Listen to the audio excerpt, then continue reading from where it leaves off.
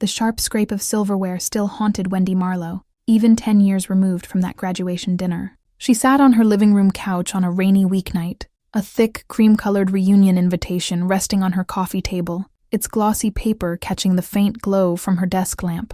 Rain tapped steadily against the bedroom window, and for a second her mind slipped backward, pulled straight into that loud, overcrowded banquet hall. She could hear the clatter of plates, the boisterous chatter of 18-year-olds celebrating the end of high school. Someone at the long dinner table had teased that Corey Hale and she were childhood sweethearts, a dumb throwaway joke born from them growing up next door to each other. Before she could even flush or laugh it off, Corey slammed his fork hard against his ceramic plate. The loud crack cut through the noise. His face twisted with open disgust, and his voice carried far enough for half the table to hear. "Are you insane? Who'd like a whale like Wendy? I hang out with her out of pity." The whole table burst into rough, roaring laughter. Hot shame flooded Wendy's face. Her ears burned. She stared down at her uneaten food, unable to lift her eye. Off to the side, Carter Bennett, their class president, had frowned deep. He said nothing. He just sat there, his jaw watching the crowd laugh at her expense. No one stepped. No one defended. That moment had seared itself into her memory, a weight she had carried ever since. Wendy blinked hard, snapping herself back to her present day. Her fingers brushed the edge of the reunion. 10 years since that humiliating night. She had barely spoken to Corey Hale after graduation. She moved away from college, built a steady market career, made close friends, and tried to leave that small-town cruelty. But old wounds did not always. Her phone vibrated on the wooden tape. It was Lila Reyes, her best friend since college, shooting her a quick text. "Did the reunion invite final?" "Don't tell me you're thinking of." Wendy huffed a quiet breath, typing a short. "It's here. I haven't."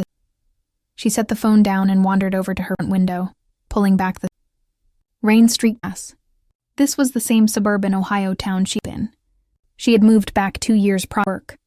She rarely crossed paths with people from her house. Most days it felt like that cruel dinner had happened to. 20 minutes later, she grabbed her rain jacket and headed out to grab groceries from the neighborhood. The parking lot glistened wet on nights. She pushed her shopping cart toward the entrance, head down, thinking over whether she should toss the reunion invitation straight. When she pulled open the heavy door, she nearly collided with him walking out. He held a paper grocery bag slung over one arm, sharp-featured, well-dressed, easy, confident smiles. Time seemed for Wendy. He looked polished, exactly the successful local real estate agent everyone had. His eye landed on her, and for a heartbeat a flicker of surprise face. Then his charming public persona slid back into place, like that terrible graduation night had never did at all. "Wendy, wow, it's been forever," Corey said warmly, as if they were old acquaintances. He set his grocery bag down for a second, holding out one shake.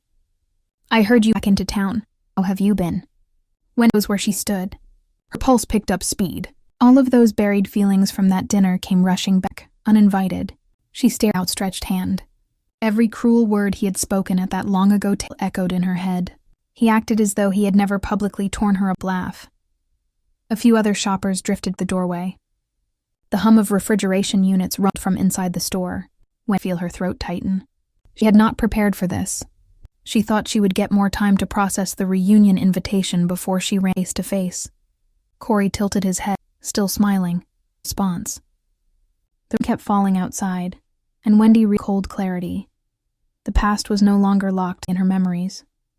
It was standing right in front of her, in the flesh. Wendy stood frozen in the supermarket doorway, rain mist swirling around her ankles. Corey's hand hung in the space between them, open and expectant, his easy smile never faltering. Every muscle in her body screamed to turn and walk away, yet part of her hesitated, afraid of drawing stares from passing strangers. She forced her fingers into his palm for the briefest, most hollow handshake imaginable. His grip was firm, casual, completely oblivious to the storm raging inside her. "Good," Wendy managed, her voice thinner than she intended. "I've been doing fine." Corey pulled his hand back, slinging his grocery bag higher on his shoulder. He leaned against the doorframe, settling into relaxed small talk, as if they were catching up after a pleasant summer apart, instead of survivor and person who humiliated her in front of their entire graduating class. "Heard you took a marketing position downtown," Corey said. "That's awesome. I've been doing real estate locally, keeping busy. Reunion invite hit your place yet?" "I'm planning on going. Should be fun seeing everyone again." Wendy's chest grew tight. "Fun.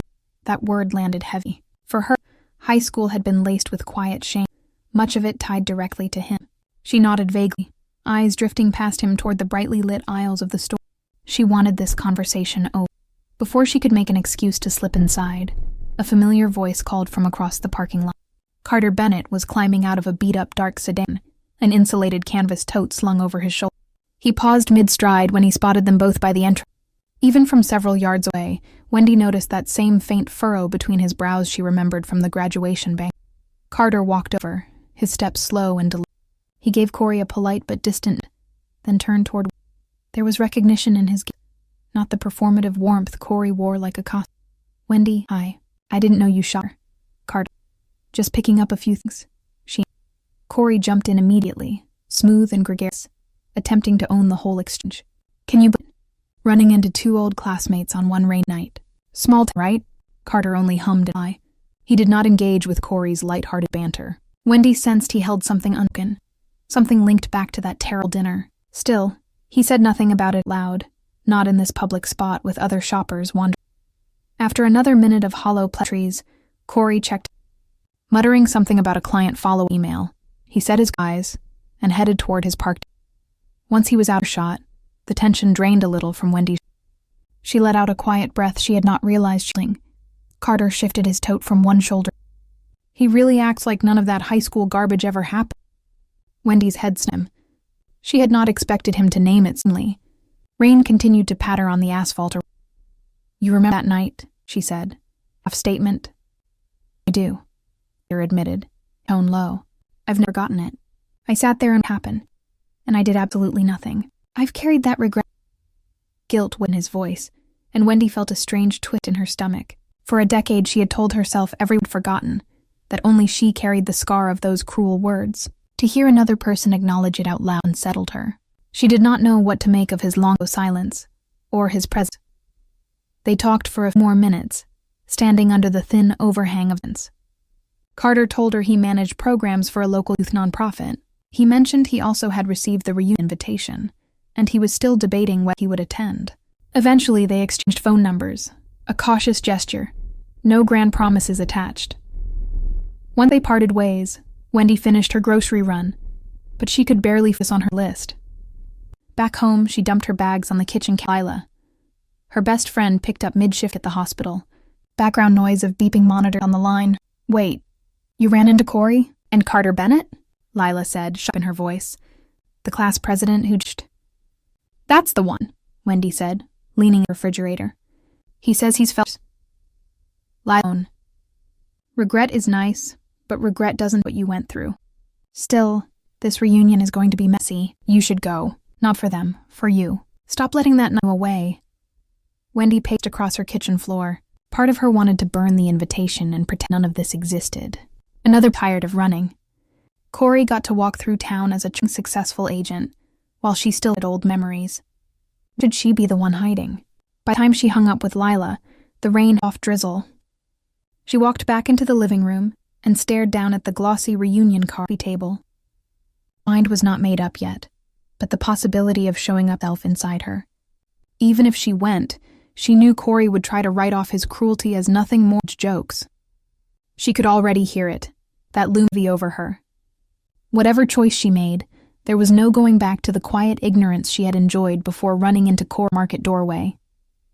Wendy slept poorly that night. Fragments of the graduation dinner memory looped through her dreams, clattering forks, loud laughter, Corey's sharp cutting words. When her alarm went off Tuesday morning, her shoulders stayed tight, heavy with unresolved stress. She sipped cold coffee at her kitchen counter and stared again at the reunion invitation. Every part of her nervous system screamed to stay home, yet Lila's words kept circling in her head. Why should she be the one hiding? By mid-afternoon, she pulled out her phone and texted Carter. She kept the message short, no big emotional speech. I'm thinking about going to the reunion, not sure what to expect. His reply came 30 minutes later. I've been weighing the same choice. If you go, I'll go too. I won't make any big scenes, but I won't stand quiet again. Reading that made Wendy's throat feel tight. It was not a promise to fix everything for her. It was only a promise not to look away. That small difference mattered. Later that week, she ran into Corey at a local coffee shop downtown. He was sitting at a high wooden table with another real estate coworker, laptop open in front of him. When he spotted her walking in, He waved her over before she could turn toward the far counter. There was no escape. She crossed the room and stopped beside his table. Corey closed his laptop partially and smiled, casual and easy. His coworker excused himself to grab a refill, leaving the two of them alone. "Heard you're considering the reunion," Corey said right away. "Man, high school was such a wild time. We all said dumb stuff back then. I hope none of that old silly garbage still bothers." Wendy's fingers curled into loose fists at her sides. There, the deflection she had anticipated. He packaged public humiliation as harmless teenage nonsense, acting as if the damage had been her. "Nothing worth holding." "Silly garbage to me," Wendy said, keeping her voice steady, not raising it. "That dinner night hurt a lot more than you seem." Corey's smile faltered for Hound. He leaned back in his chair, adopting a wounded tone, like he was the one receiving unfair. "Whoa, hey, I never meant anything quiet. It was just table banter. Everybody was messing around that night. I would never want to actually." Wendy bit back the sharp retort burned on her tongue. Arguing here in the busy coffee shop would only play in. Other patrons glanced over, curious about the quiet tension. She did not want to give him the chance to paint her as overreacting, bitter, unable to let old high school. "People can get hurt even when mean to," she answered flatly. "I'm not here to reach it right now. I just wanted you to know I'm going to the reunion. I'd appreciate it if you kept old mocking comments to yourself." Corey's expression hardened for a moment, before he smoothed it back into charm. He lifted both hands in a placating gesture. "Of course, no problem. Walk bridge." His word agreeable. Yet Wendy did not believe him. She turned and walked away to coffee order. She had set her boundary out loud, but Corey had not truly accepted responsibility. He had only agreed to go. That evening, Lila. She told her best friend about the coffee shop run-in and the boundary she owned. Lila supported her choice but warned her not to trust Corey's promises. "He will twist things that benefits him," Lila cautioned over the phone. "Stay alert. I'm taking time off work that night. I'm coming to that reunion with you. Got your back." Rushed over Wendy. Knowing Lila would be beside her took her chest. A day later, Carter texted Wendy again. He told her he had been thinking about graduation dinner, how Corey had told other kids too, her. Back in high school, Corey used teasing to climb social status, picking on anyone less cool. That new piece of information shifted Wendy's perspective. She had always thought he was personal, at her. Now she understood it was part of a pattern. Still, knowing it was a pattern did not erase how deeper. As the reunion weekend drew near, worked for an outfit. She picked something that made her founded and confident, not something worn to impress old classmates. She practiced quiet, firm lines in her head for if she crossed her limits again. She refused to arrive for a screaming fight. She was ready to protect herself. She was no past, walking straight toward it. But as she folded her noose across the end of her bed, Jin lingered. Would her boundaries actually hold once they were surrounded by the noise and old group dynamic school peer group? The night of the 10-year reunion arrived soft and humid. The venue was a banquet hall on the edge of town, the same building where their graduation dinner had unfolded a decade before. Wendy's fingers tightened around the strap of her small crossbody bag as Lila pulled into the parking lot. Strings of warm fairy lights glowed behind the large windows, and the low thrum of pop-era background music drifted out through partially open doors. Wendy stared at the familiar brick walls. Just pulling into this lot dragged her brain straight back to that terrible graduation night. Lila reached over and gave her forearm a quick, reassuring squeeze. "Breathe. We leave whenever you want. No questions, no arguments," Lila said. They stepped inside. The room hummed with chatter, clinking wine glasses and scattered laughter.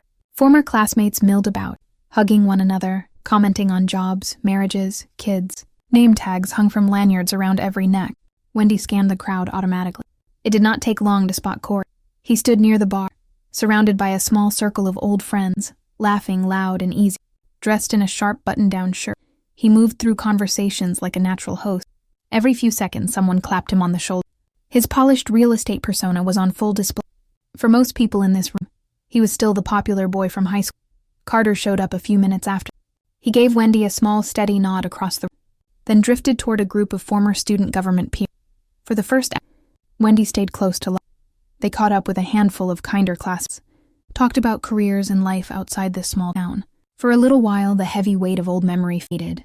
Then the event coordinator tapped Lila on the shoulder. A nursing colleague she had known in community college was across the room and needed to speak with her urgently. Lila shot Wendy an apologetic. "I'll be 5 minutes tops. Stay where I see you. Wendy nodded, forcing a smile. Lila walked away, melting into the alone. Wendy drifted toward the far edge of the day. Several old classmates wandered over, and the conversation slowly circled back to high school. Someone brought up the graduation dinner. A woman laughed, shook her head. Man, that dinner was wild. Remember when Corey roasted Wendy right at the table? Whole table lost it. A couple of people chuckled. No malice hung their tone. They treated it like a silly, funny anecdote in their youth. Wendy's stomach did tight. It was not to her, yet for everyone else it had hardened into a harmless party story. She tried to correct gently. That moment wasn't funny for me. It really hurt, her words landed awkwardly. This faded. Shrugged. Oh, come on, it was just dumb ribbing. Everybody got... Another person quickly changed the subject, steering the talk to prom night. They did not want with her pain. They only wanted to celebrate nostalgic good times. Wendy stood there, isolatable again. She had acted indifference, but this casual dismissal stung deeper for. Corey had noted all exchange. He watched her beside the bar, his example. He did not step over to apologize, nor did her openly. Wendy searched for Lila, but her best friend was still stuck on the opposite side of the hall, hemmed in. Car was also occupied, deep in with a group. For the moment, Wendy had no hand. She slipped toward the back hallway, stepping out of the noisy banquet room glare. The hallway was quiet, only faint music seeping through closed double doors. She leaned against a plaster wall, chest rattling fast. All her careful planning not accounted for this, the way collective nostalgia harm. She had set firm boundaries, but she could not force other pain. The door behind her. Wendy spun around, shoulders tensed, half expecting Corey. Instead it was Carter. He had seen her slip out, and excused himself from to follow. Are you okay? He asked, voice low. Wendy shook her head, the floor. They tell that funny story. Knows how damaging it was. Carter beside her. Most of these folks only remember what feels good to them. They don't want to unpack of high school. Through the thick doors, laughter and music continued to swell. Wendy had faced Corey. She had not realized she would also have to push against the whole group's comfortable sand of the past. Even if Corey kept his promise and never said a cruel word all night, the old wound was the same. Somewhere inside the main hall went up. The reunion party rolled on without them. Wendy understood now. Her biggest risk was not Corey's direct insults. It was the quiet, unthinkfulness of everyone else. She straightened her posture. She could leave right now. That was still an option, but leaving would mean letting this room's nostalgic lie go unchallenged. Choice weighed heavy on her shoulders. Wendy lingered in the dim hallway, the thump of party music muffled behind the heavy double doors. Leaving felt tempting. She could grab her coat, slip out to the parking lot, and drive home, letting the reunion and all its old ghosts stay behind her. But something inside her refused to run. She had not come this far just to hide in a corridor and surrender the room to nostalgia-washed lies. She drew a long, slow breath, pushed off the plaster wall, and headed back inside. Carter fell into step beside her, not crowding her, simply walking at her side. The noise crashed over them the second the doors swung open. Glasses clinked, people laughed, colored string lights glinted across every face. The evening was winding toward its final hours. A small cluster had gathered near the bar, Corey at its center, holding a half-filled glass of beer.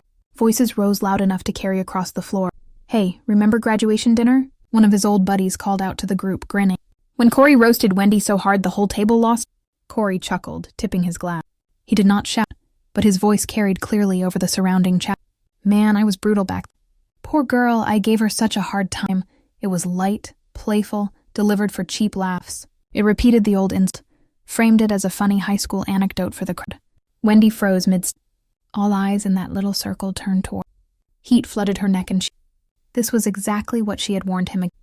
He had given his word, and he had broken it right in front of her. For a heartbeat, the room went quiet around their small... Wendy's throat. She braced herself to argue, ready to state plainly how hurtful his joke. Before she could speak, Carter moved. That wasn't brutal fun, Carter said, his voice steady, loud enough for the whole circle to hear. That was public humiliation. People don't just laugh that off 10 years later. A murmur rippled through the group. Corey's easy stopped. He set his beer down hard on the bar top, eyes flicking between Carter and the... Oh, on, Corey tested. It was just a joke. No one meant real harm. Why are you blowing this out of proportion? Because one person's joke can be another person's lasting trauma. He glanced toward Wendy, making sure he was not sitting over her, then turned back. And this was one-off. Corey picked on multiple kids back then to make him. Several faces in the crowd shifted surprise. Some people had never stopped the pattern. A few exchanged glances. The warm, playful energy around. Lila finally put through the crowd, spotting Wendy's tense posture and rough. She laid a hand gently on Wendy's upper arm, solid, coercive. His charm completely. Come on, you're everything. We were teenagers. Up. One thing. Wendy woke up at last, her voice and calm. No screaming, no hysterics. Treating someone's pain as entertainment, even now, is something entirely. I asked not to do this tonight. A few of their former classmates drifted from the bar, uncomfortable with the sharp turn taken. Others stayed, watching silently. Corey could not do a good comeback. He shook his head, grabbed his jacket off a nearby chair, and stormed toward the egg. The door shut behind him. The bubble of light-heartedness popped. The whole group dispersed, people scattering to other banquet hall. Once Corey was gone, the tea ebbed. Lila pulled me aside for a moment, checking up. Carter stayed nearby, keeping distance. Later, the three of them found a quiet, empty table toward the back of the room, from the bar noise. Carter remembered. Back in high school, Corey helped quiet kids, mocked anyone who standing. That graduation dinner was a public example. Most students had looked away, too afraid to risk their own social status to step in. Carter admitted his own guilt burned deepest because he held government influence, and when truth. For years she had believed he was uniquely targeted, that there was something wrong with her cruelty. Now she understood she had just been one of many convenient targets of popularity. That knowledge lightened a small piece of her burden, yet it did not erase the years married. The continued around them, music still playing, but the night could never go back to harmless nostalgia. The ugly, unspoken part of their high school past had been dragged out into open view for several old peers to witness. Wendy glanced toward the front where Corey had vanished. He had left. This was far from finished. He would go back into town, back to his real estate circles, and he would tell his own version of tonight's event. Wendy knew that. Feel more conflict coming. In the days right after the reunion, small ripples spread across their old high school alumni social media group.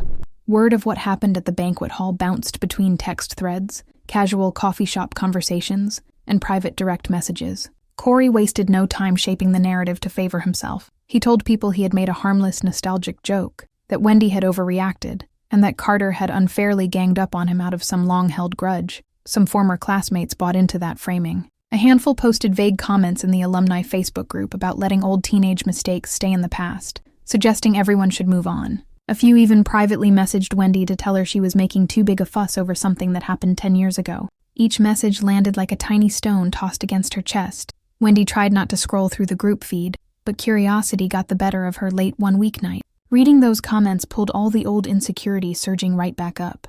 The weight of that graduation dinner night settled heavy on her again. She stared at her reflection in the bathroom mirror, and the old, critical inner voice woke up. The same voice Corey had fed all those years ago. What if you really are overreacting? What if you are still the girl everyone laughed at? She called Lila for support, but her best friend was stuck on a brutal night shift at the hospital. Pages of medical charts stacked up, and Lila could only send short, hurried text replies between patient checks. There was no long, comforting phone call waiting for Wendy that night. For the first time since the reunion, she felt genuinely alone. Carter reached out, checking. He told Wendy he had seen some of the one-sided chatter circulate. He warned her that Corey was working hard to paint himself as the wronged party. Carter could not fix other people's opinions for him. He could only offer to listen. It was not a magic solution, and Wendy felt the gap between support and real relief. One rainy Saturday afternoon, Wendy took a long drive through the old suburban streets where she had grown. She passed Corey's childhood, the same neighborhood where they had lived next door to one. The familiar siding and front lawn stirred up wave after wave of memory. She pulled over to park on a quiet side engine and let herself sit with all the tangled. She had gone to the reunion expecting her main fight to be against the man who had spoken those cruel words. Now she understood the harder battle lived inside her own head. Corey's public insult had planted a seed years ago, and she had watered it for a decade, second-guessing her worth, shrinking herself to avoid drawing. Even if every single person in town believed her side of the story, That internal wound would not vanish. That realization. For so long, she had imagined true healing would arrive the moment Corey gave her a sincere apology. But what if he never apologized at all? What if he spent the rest of his life convinced he had done nothing wrong? Where would he leave her? When she got home, she sat down on her living room couch and jotted down messy notes. She wrote out exactly what that graduation dinner moment her. Not for anyone to read, but she wrote about avoiding swimsuits, about turning down dates out of fear of being mocked, about how quick she was to shrink back in things. Seeing all of it written on paper made the scope of the damage impossible to deny. It was not just a bad night. It was years of quiet, self-protective choices shaped by one cruel. A new message popped up from a former high school girl The woman wrote that Corey had also mocked her relentless sophomore year, and she had seen the reunion discussion online and wanted Wendy to tell her. That small message brought a fragile of comfort, yet it did not erase the deep fatigue settling over bones. The conflict was no longer of her. It lived within. She could win every argument against Corey, and carry the shame, unless she learned how. Outside her windows, gray railing, was her notebook. She knew she could not force remorse from Corey. She could not force the whole town to see things exactly her way. But she could stop waiting for their build. That shift in thinking felt fragile, untested, hurt her. She had spent so many years waiting for something better. Now it looked like that all to her. Wendy spent the following week slowly untangling the old patterns inside herself. She stopped scrolling the alumni group whenever the urge hit, deleting the bookmark so she could not easily click back in. She kept her notebook close, occasionally writing down intrusive thoughts when the old shame flared up, refusing to let those unkind inner voices go unchallenged. Her goal was no longer to make Corey beg for forgiveness. It was to stop handing him power over how she saw herself. Carter met her for coffee one weekday evening. The cafe hummed with low conversation, espresso machines hissing in the background. They sat at a small corner table, mugs steaming between them. He brought his own heavy memory of the graduation dinner, describing how he had sat frozen, afraid that speaking up would ruin his clean-cut class president reputation. I told myself staying quiet was keeping the peace, Carter said, stirring sugar into his black coffee.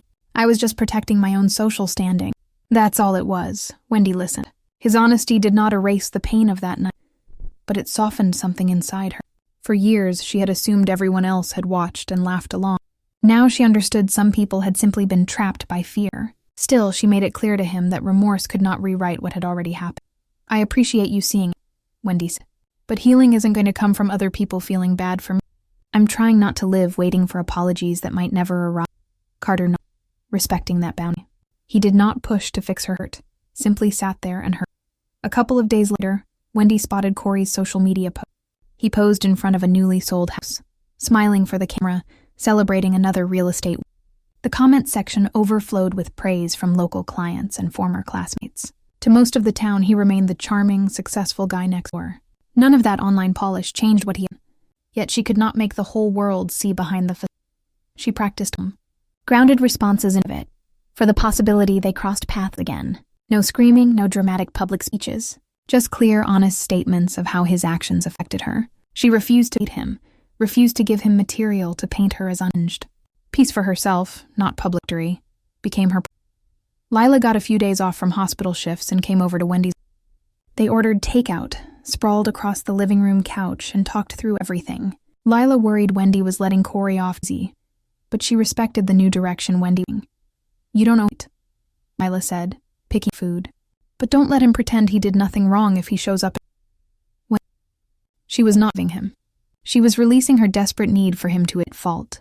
Forgiveness and letting go of your own obsession were two very different.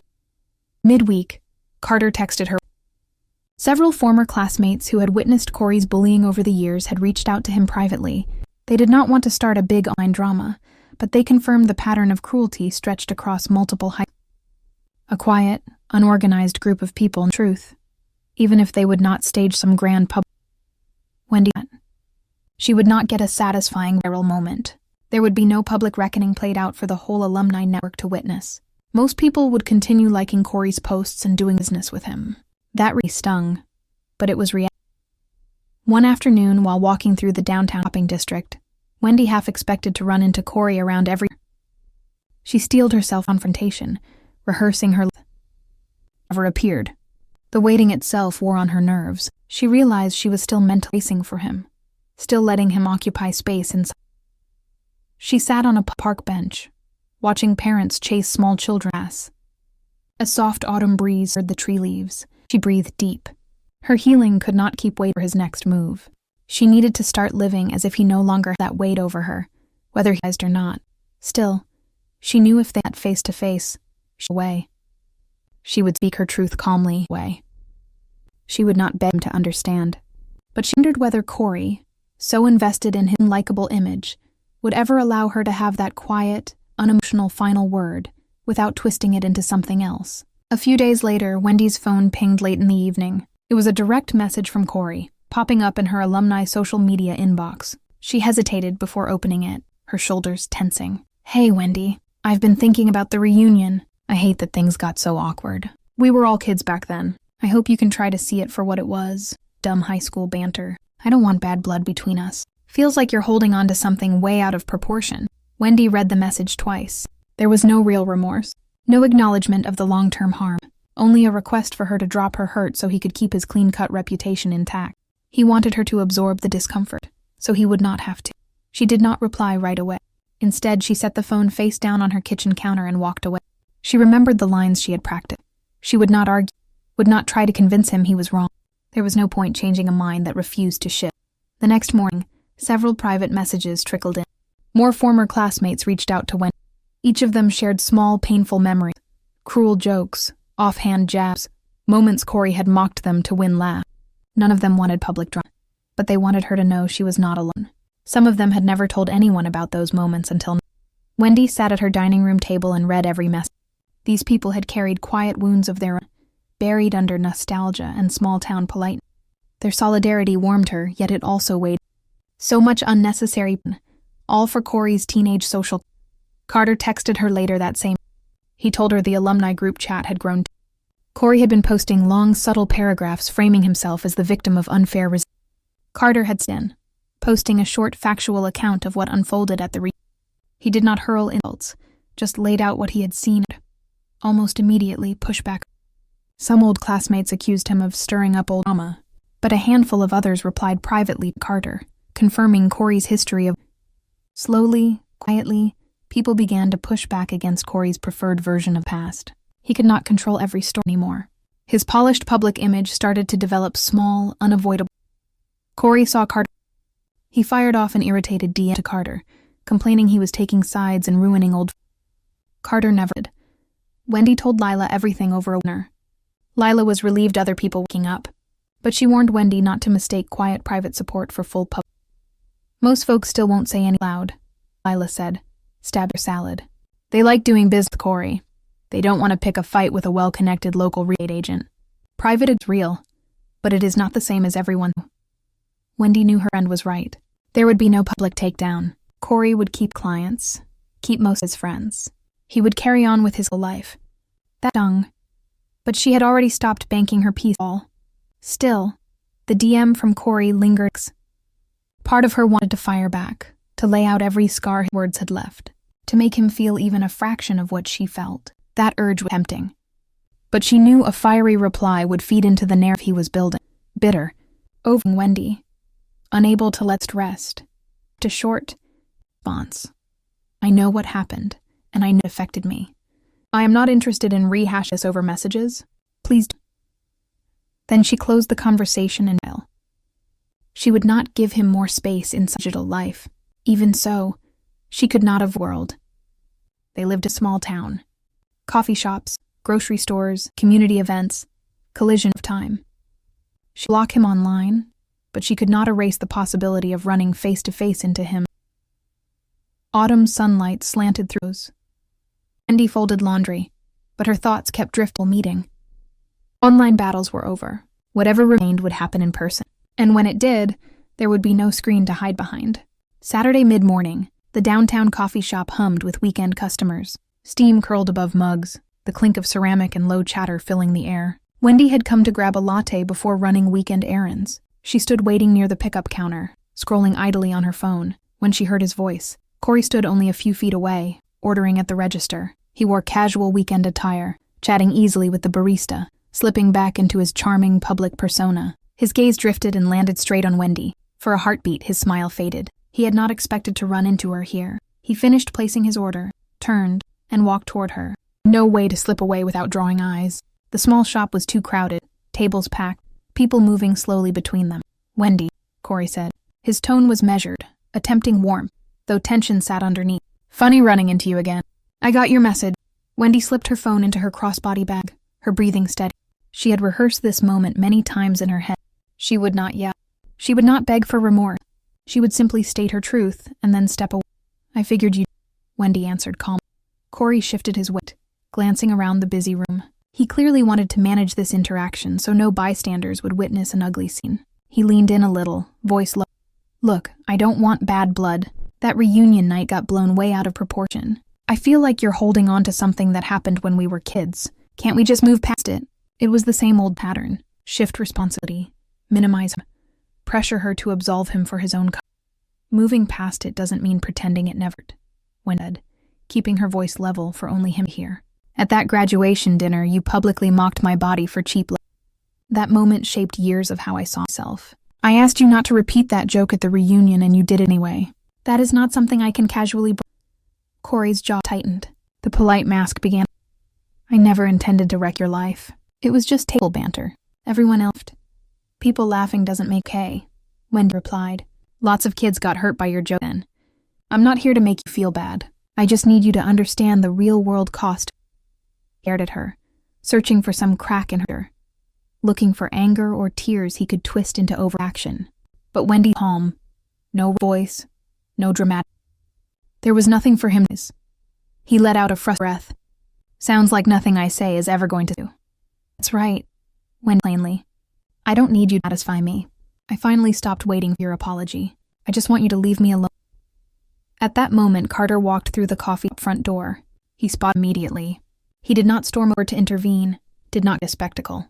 He simply paused near the entrance, positioned himself where he could see them. Quiet backup, letting Wendy own this conversation. Corey noted arrive. His shoulders further. He knew Carter would not stand by aggressive. He glanced back at Wendy, and for a second Wendy wondered if she might see even a flicker. There was none. Only irritation that she refused to play along with his. The barista called Corey's name. "Ready." He has more second. "Fine, I'll leave you be," he muttered. He turned, grabbed a drink from the counter, and walked out the glass front door. The bell above the door jingled as he exited. The tension drained. She exhaled a long been holding. Hers trembled faintly, but she had held her ground. She had told him exactly what actions had done, and she had him to care. Passed over to her. "Care face. You all right?" he asked. Wendy nodded. "I'm okay." He still doesn't get it. Him too. Her own latte was called out. She stepped forward to take the warm syrup to her hands. The cough against her cheeks. The confrontation was over. She had gotten no heartfelt apology, no admission of guilt, but she had said her piece, and she had her own terms. Still, as she sipped her drink, she understood this was her wounds. Closing the chapter with Corey did not instantly erase 10 years of ingrained shame. That healing would take far more time, but for the first time, the weight was not sitting quite so heavy on her shoulders. The autumn days rolled slowly onward after that coffee shop encounter. Wendy no longer checked for Corey's car on the street, no longer tensed every time she stepped into a local store half expecting to see his face. The sharp urgency of conflict faded, but healing did not arrive like a sudden bright breakthrough. It unfolded in small, quiet moments. Some days the old shame still stirred. She would stand in front of her mirror and hear the echo of that dinner table insult ringing faintly in her ears. Those moments no longer spiraled into hours of self-loathing. She would pull out her well-worn notebook and talk back to that inner voice, naming where those cruel thoughts had come from. She learned to separate Corey's teenage cruelty from her own true worth. Lila came over most weekends. They cooked messy meals, watched old movies, and talked about everything except high school drama. Once, over wine on Wendy's balcony, Lila brought up Corey. Word around town was his real estate business was still thriving. He still posted polished photos online, still socialized with many of their old classmates. He had never offered any public or private apology. "It's unfair," Lila said, twisting her wine glass between her fingers. "He gets to move on without paying any real price." Wendy stared out across the neighborhood rooftop. The sunset painted soft orange streaks across the sky. "It is unfair," she agreed. But my peace can't depend on him getting what he deserves. If I wait for that, I'll be waiting forever. Carter and Wendy built a gentle, slow-burn connection. They met for walks, visited local community events, talked about work and childhood, not anchored to the trauma of high school. He never treated her like a broken person who needed fixing. He saw her as Wendy, beyond the girl humiliated at the graduation. Romance was not right. Trust grew step by step. One crisp Saturday evening, Wendy drove back toward the banquet hall where their graduation dinner and the reunion had both happened. She parked across the street, and sitting in the quiet. She thought back to that 18-year-old version of herself, burning with shame, staring down at her dinner plate while the whole table roared. That girl had believed the mockery defined her. She sat there for several minutes, letting the old memory wash over her without. The pain was still there, but it no longer had power to twist how she saw herself. She did not need to go inside. She only needed to acknowledge how far she. A week later, she cleared out a drawer in her. She grabbed the faded reunion invitation, the one that had dragged all these ghosts back into her life months. She did not tear it up. She simply dropped it into her household recycle. It was not a grand symbolic gesture. It was just. That night, she dreamed of the graduation again. The clatter of silverware, Corey's sharp words, the roar of table laughter. But in this dream, she did not bow her head and hide. Tall. She did not yell. She just looked around at the laughing faces, and then she turned and walked away of her own. When she woke in the morning, the weight she had carried for 10 years felt no. She knew triggers still come. Old wounds do not vanish completely, but they no longer got to ruins. Corey would keep living his life, untroubled. Some people in town would still buy his version of the past, that of her hands. What belonged to her was how she'd see herself. She would not let a cruel boy's cheap high school joke own any. Wendy made herself of hot coffee, walked over to her bedroom window, and morning sunlight flooded her apartment. The past was still real, but it was no longer her present.